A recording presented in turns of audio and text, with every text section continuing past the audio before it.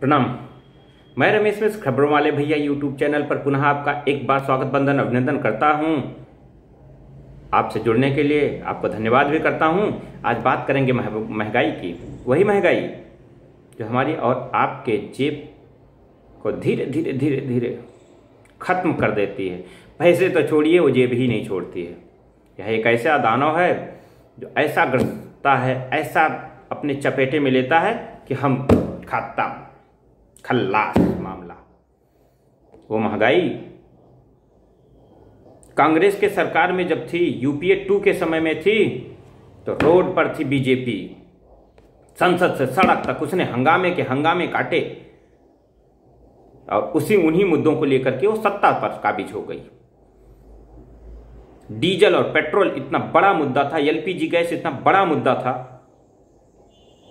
कि हर सुबह से लेकर शाम तक अखबारों की हेडलाइन होती थी और उस हेडलाइन पर अखबार कम लिखते थे। उसमें हमारा विपक्ष उस समय का बीजेपी हाथों में तख्ते लिए अपनी बातें कह रहा था।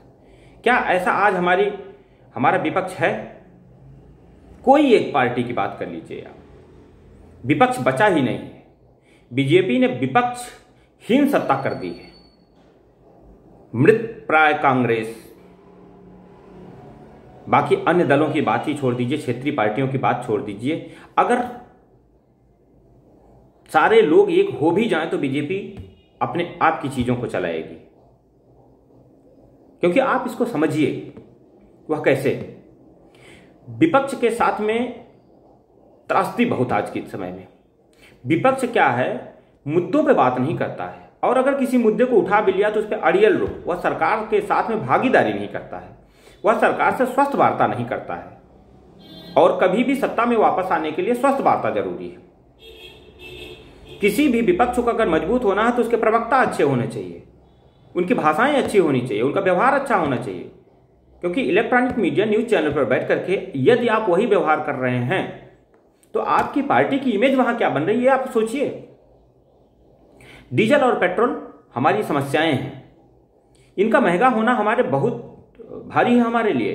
क्योंकि जो वस्तुओं का एक दूसरी जगहों से आना जाना है वह तो महंगा हो जाएगा, उसका माल ढुलाई जब भाड़ा बढ़ जाएगा तो वो भाड़ा जाकर के हमारी रोजमर्रा की चीजों पर ही तो जाके बनेगा। और वह रोजमर्रा की चीजें जब महंगी होती जाएंगी तो हमारी कमाई जितनी है उस कमाई में क्या उतना ग्रोथ है, क्या उतना इजाफा है? बेरोजगारी की स्थितियां बनी हुई हैं कि नहीं बनी हुई? मुद्रा लोन में कितने लोगों को रोजगार मिलता है, यह एक सवाल हो सकता है। तो इन सारी चीजों को लेकर के हमको बात करनी होगी, हमको समझना होगा। अंतर्राष्ट्रीय बाजार में जब तेल सस्ता होता है तो भी हम वही रेट पे कर रहे होते हैं। अंतर्राष्ट्रीय बाजार में जब तेल महंगा हो जाता है, कच्चा तेल, तो भी हम वही रेट पे कर रहे होते हैं। तो डीजल और पेट्रोल का मुद्दा तो कांग्रेस से लेके बीजेपी तक है, लेकिन बीजेपी ने अपने विपक्ष के समय की भूमिका को इस कदर निभाया कि कांग्रेस सत्ता से ही बाहर हो गई। और उसके अपने कुछ कर्म थे जिसके कारण वह बाहर हुई है। वह भ्रष्टाचार था, वह महंगाई थी। उस महंगाई के मुद्दे को जिस तरीके से बीजेपी ने भुनाया था, वह एक स्वस्थ विपक्ष या एक बीजेपी का, एक पार्टी का सत्ता में आने का बहुत बढ़िया तरीका था। लोगों की समस्या है महंगाई, यह एक दानव है जो हमारी जेब को धीरे धीरे लेके चला जाता है और हमें पता भी नहीं चलता है। आज इसी चीज़ों को लेकर के हमने कुछ चंद लाइनें लिखी हैं और जिसे आपके साथ में हम साझा करना चाहेंगे।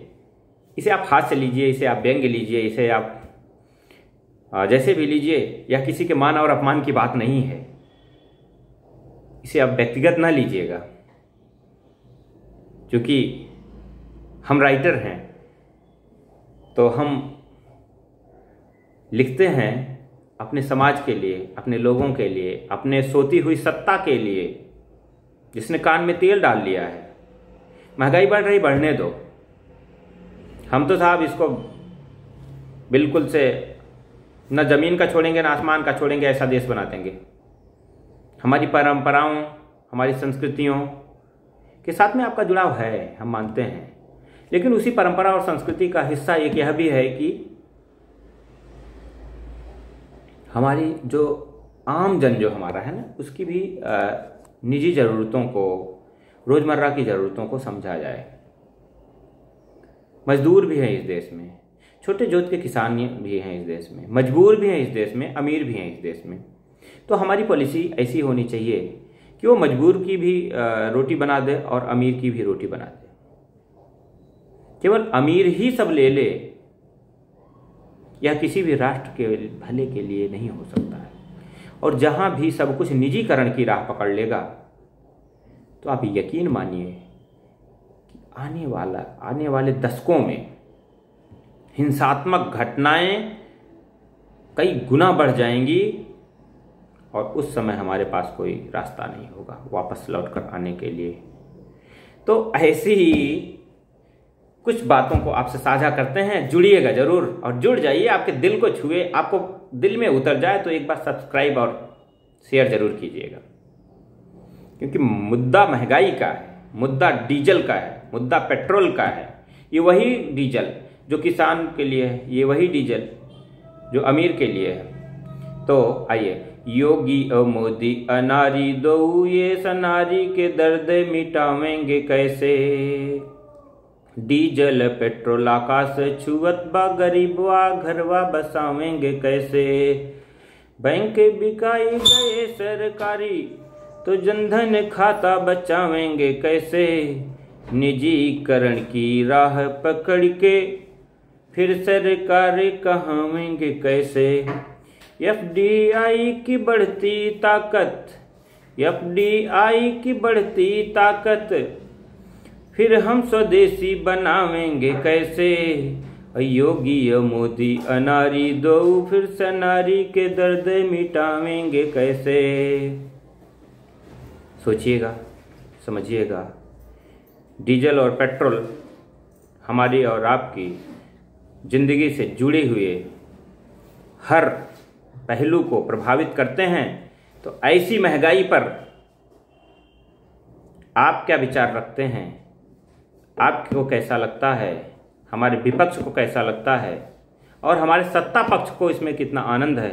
इस पे विचार जरूर कीजिएगा। बहुत बहुत धन्यवाद। पुनः जुड़ेंगे आपसे।